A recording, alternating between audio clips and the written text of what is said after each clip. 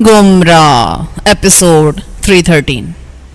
तीसरे दिन किबरी ने दौलत की ताकत का वो करिश्मा दिखाया मुझे जो बाज़मीर और वतन से मोहब्बत रखने वालों के लिए इंतहाई तकलीफदेह और इबरतनाक था। मगरिब की अजान सुनने के बाद किबरी मेरी कार लेकर निजामुद्दीन के साथ घर से निकला था और 1.5 घंटे के बाद जब वो वापस पलटा तो सरवरी खानम उसके साथ थी। जी हाँ, वही सरवरी खानम जिसे अदालत ने उसके शौहर शेरदिल आहू की कातला करार देकर उम्र भर के लिए जेल की 4 दीवारी तक महदूद कर दिया था। मैंने सरवरी को देखा तो मेरे दिल को एक धचका सा लगा।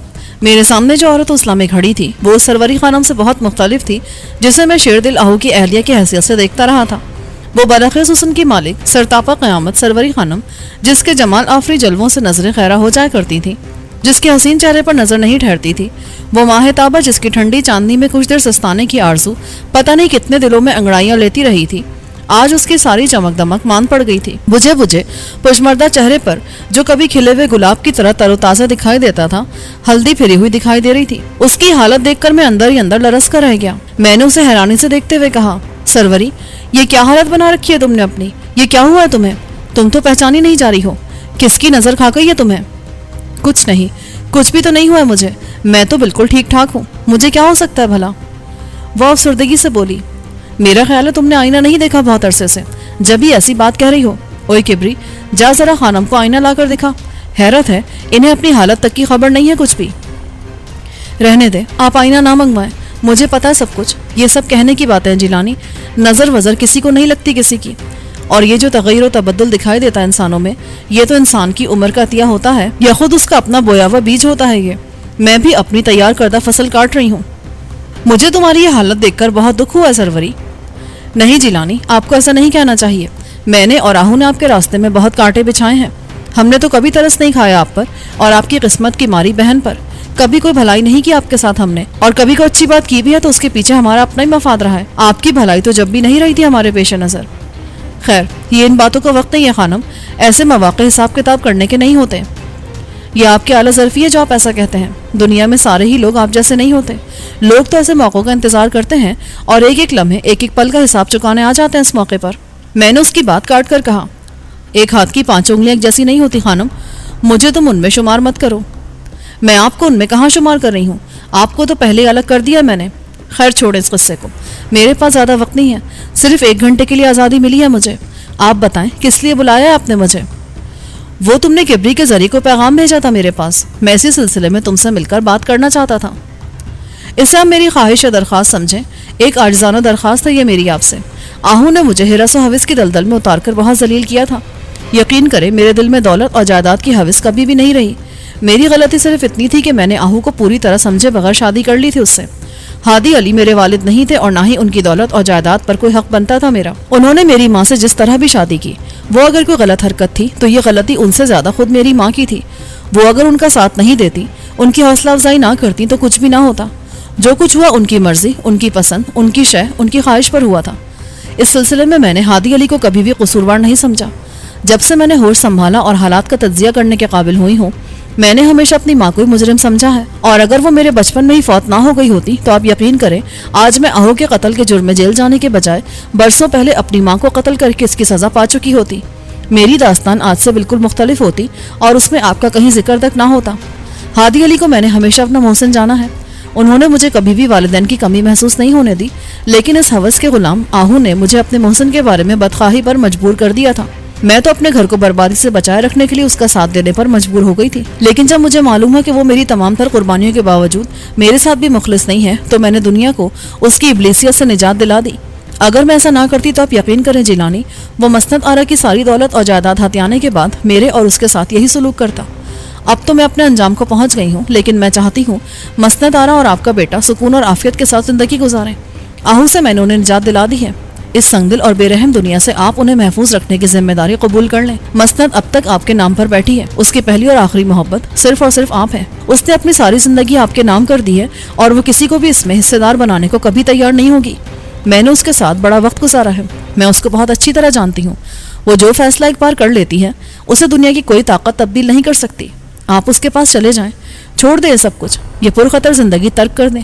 क्या मिलता है इसमें आपको? हर दम जान सूली पर लटकी रहती है।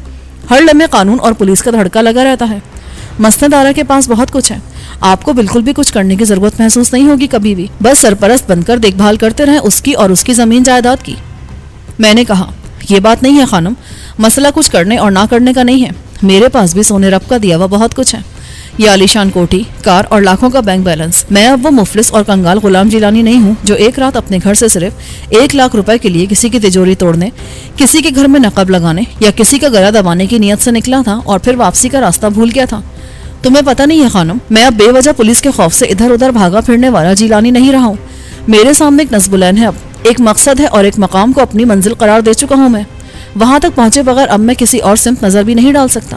ہاں اس کے بعد اگر زندگی نے مہلت دی تو میں مسند آرا کی طرف ضرور جاؤں گا، اس سے ایک آخری ملاقات کی خواہش تو میرے دل میں بھی موجود ہے، اور اگر اس نے پسند کیا تو اپنی بقیہ زندگی اسی کے نام کر دوں گا میں، بشرطے کہ اس نے قبول کیا، جس کی مجھے امید کمی ہے بہت۔ نہیں، آپ نا امید نہ ہو، میں اس سے بات کر چکی ہوں، اسے سب کچھ بتا اور سمجھا چکی ہوں، جو پردے حائل تھے آپ دونوں کے درمیان، جن کی وجہ سے بدگمانیاں پیدا ہو گئی تھی مسند کے دل میں، وہ سارے پردے اٹھا دیے میں نے، اس کے دل میں آہو نے جو زہر بھر دیا تھا آپ کے خلاف، اسے میں نے بالکل صاف کر دیا ہے، اب وہ ادھر کوٹ اکبر میں آپ کی منتظر بیٹھی ہے، آپ وہاں جائیں گی تو سر آنکھوں پر بٹھائے گی وہ آپ کو، پرستش کرتی ہے وہ آپ کی، بڑا مقام دے رکھا اس نے اپنے دل میں آپ کو۔ اس کی باتیں میرے قدموں میں لرزش پیدا کرنے لگی، وہ مجھے جو لالچ دے رہی تھی، جس ہیرے کی چکا چوند سے میری آنکھوں کو خیرہ کرنے کی کوشش کر رہی تھی، کوئی اور وقت ہوتا تو میں ضرور اس کی باتوں میں آ جاتا اور اس کی اس آواز پر لبیک کہتے ہوئے مسند آرا کی طرف دوڑ جاتا، وہ میری زندگی کا حاصل تھی، اس سے ملنے کی صرف امید ہی میری زندگی میں انقلاب برپا کر سکتی تھی، اور اس لمحے تو سروری خانم میرے سامنے بیٹھی مجھے نوید دے رہی تھی کہ مسند آرا میری زندگی اب میرے لیے وقف ہو گئی ہے، میں چاہوں تو ابھی جا کر اسے اپنی ملکیت میں لے سکتا ہوں، لیکن جس راہ کا میں نے اپنے لیے انتخاب کیا ہوا تھا اس پر ایسے جذباتی رشتوں کا گزر نہیں تھا، اور میں جس قدر آگے جا چکا تھا، منزل کے جتنا قریب پہنچ چکا تھا، وہاں سے واپسی بھی اب ممکن نہیں رہی تھی میرے لیے، اگر واپس جانا چاہتا تب بھی ایسا نہیں کر سکتا تھا میں۔ چنانچہ میں نے اس سے کہا، میں تمہاری کسی بات پر شک نہیں کرتا خانم، تم جو کچھ کہہ رہی ہو وہ حرف بحرف ٹھیک ہے، لیکن میں نے تمہیں بتایا ہے نا کہ جو ذمہ داری میں نے قبول کی ہوئی ہے اس کی تکمیل کے بغیر اب میں مسند آرا کی طرف نہیں جا سکتا، دعا کرو زندگی مجھ سے منہ نہ موڑے تاکہ میں اس دنیا میں اپنی ایک آرزو کی تکمیل تو دیکھ سکوں، یہ میرا وعدہ ہے کہ موجودہ ذمہ داری سے عہدہ برا ہونے کے بعد میں مسند آرا کو اپنانے میں ذرا بھی دیر نہیں کروں گا، ذرا بھی وقت ضائع کیے بغیر سیدھا اس کے پاس جا پہنچوں گا۔ ٹھیک ہے جیلانی، وہ اٹھتے ہوئے بولی، میری دعائیں آپ کے ساتھ ہیں، میں جب تک بھی جیوں گی یہی دعا کرتی رہوں گی کہ رب کریم آپ کو اپنے مقصد میں کامیابی دے اور آپ اپنی دلی مرادیں پا کر بقیہ زندگی عافیت کے ساتھ بسر کریں۔ پھر وہ کبری کی طرف مڑ کر بولی، کبری اب چل یہاں سے، مجھے واپس چھوڑا جہاں سے لے کر آیا تھا۔ کبری نے سوالیہ نظروں سے میری طرف دیکھا، میں نے افسردگی سے کہا، ٹھیک ہے کبری، جا واپس لے جا انہیں، اور دیکھ ان سے ملنے کے لیے باقاعدگی سے جایا کر جیل میں، اور ان کی ضرورتوں کا بھی خیال رکھا کر۔ اس کی تکلیف نہ کریں جیلانی، میری اب کوئی ضرورت کوئی خواہش باقی نہیں رہی ہے، آپ کبری کو کبھی نہ بھیجے میرے پاس، میں جیل کی کوٹری میں اپنی بقیہ زندگی اپنے رب سے اپنے گناہوں کی معافی طلب کرتے ہوئے گزارنا چاہتی ہوں، بس ایک بار جب آپ مسند کو اپنی پناہ میں لے لیں تو آج ہی کی طرح مجھے چند گھڑیوں کے لیے اپنے پاس بلا لیں، میں آپ دونوں کو ایک بار ایک ساتھ دیکھنا چاہتی ہوں، بس اس کے سوا اور کوئی آرزو نہیں ہے میرے دل میں اب۔ سروری نے کہا اور باہر نکل گئی، وہ چلی گئی اور میں حیران کھڑا اس دروازے کو تکتا رہا جس سے وہ چلی گئی تھی۔ وقت بھی کیا شے ہے اور کیسی کیسی کروٹیں بدلتا ہے کہ آدمی کی عقل دنگ رہ جاتی ہے، یہ وہی سروری خانم تھی جو پہلی بار مسند آرا کو میرے ساتھ دیکھ کر بری طرح مشتعل ہو گئی تھی، اور جس کے بارے میں مسند نے کہا تھا کہ اس نے خود تو شیر دل آہو سے عشق لڑا کر شادی کی تھی، اپنی اور آہو کی عمروں کے فرق کے پرواہ کیے بغیر اسے اپنا مجازی خدا تسلیم کر لیا تھا، اور اب اسے یہ حق دینے کو تیار نہیں تھی۔ یہ وہی سروری تھی جو کبھی مجھے شکار کرنے کے لیے میری گھات لگا کر بیٹھی رہتی تھی، اور اب اس کی یہ ضد تھی کہ میں جلد از جلد کوٹ اکبر جا کر مسند آرا کو اپنی زوجیت میں لے لوں، اور اس کے جس بیٹے کو آہو نے اپنا نام دینے سے صاف انکار کر دیا تھا اسے میں اپنا نام دے کر اس دنیا میں اس کی شناخت بن جاؤں۔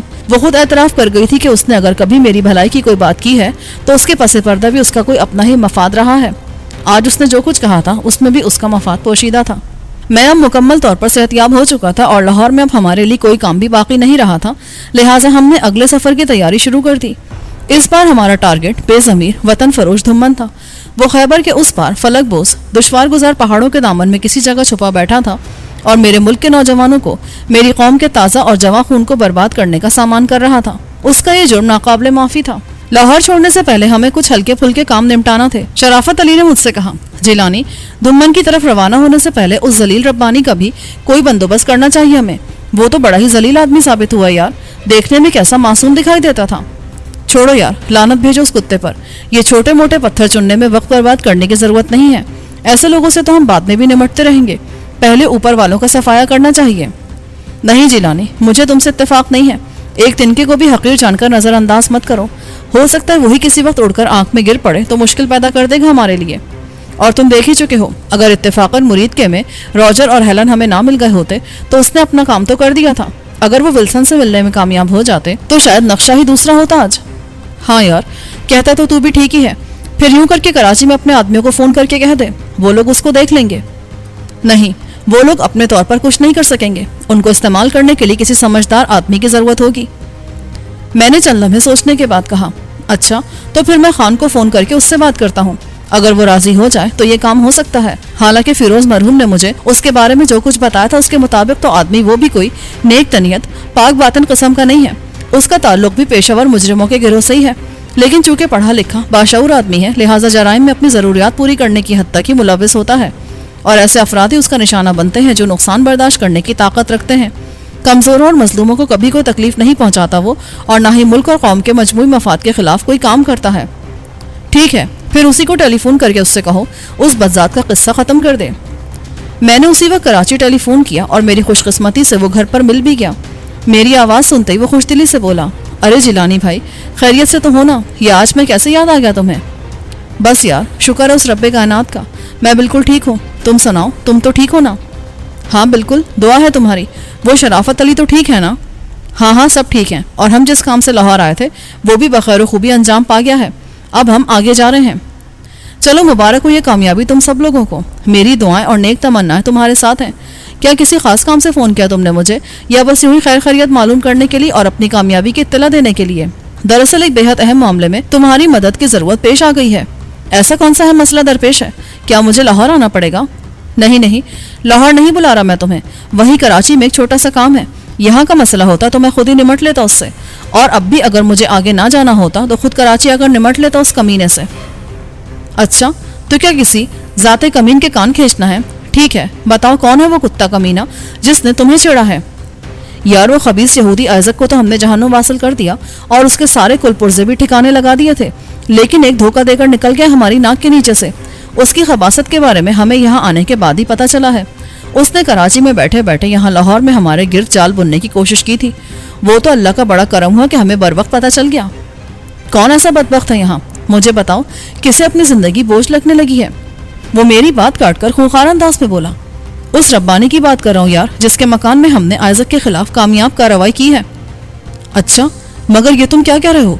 उसने तो उस रात हमसे भरपूर ताउन किया था। तुम्हें जरूर गलतफहमी हुई है, या किसी ने कोई गलत इत्तला दी है तुम्हें उसके बारे में। वो तो बड़ा बेजरर सा आदमी लगता है यार। खान ने हैरत से कहा, कैसी गलतफहमी? ऐसी कोई बात नहीं है। वो साला बड़ा गुरबा मिस्कीन लगता है शक्ल से, लेकिन अंदर खोपड़ी में उसकी लोमड़ी का भेजा रखा है। मैंने उसके बारे में सारी तफसील खान को बताकर कहा, आई कुछ समझ में? कैसा बेजरर है वो? हैरत है यार, ऐसा बदबातिन शख्स है वो। उस रात तो बड़ा ताउन किया था उसने हमारे साथ। नहीं, ताउन तो उस रात भी उसने नहीं किया था हमसे, बस चुप साध गया था वो अपने बाप और बीवी के सामने। खुलकर सामने नहीं आ सका था हमारे। ताउन तो उसकी बीवी और बाप ने किया था। उस रात की सारी सूरत हाल पर दोबारा गौर करोगे तो खुद जान जाओगे। वो तो मुख्तलिफ हीले बहानों से हमें टालने की कोशिश करता रहा था। हम लोग जल्दी और जोश में थे, उस वक्त उस पर तवज्जो नहीं दे सके।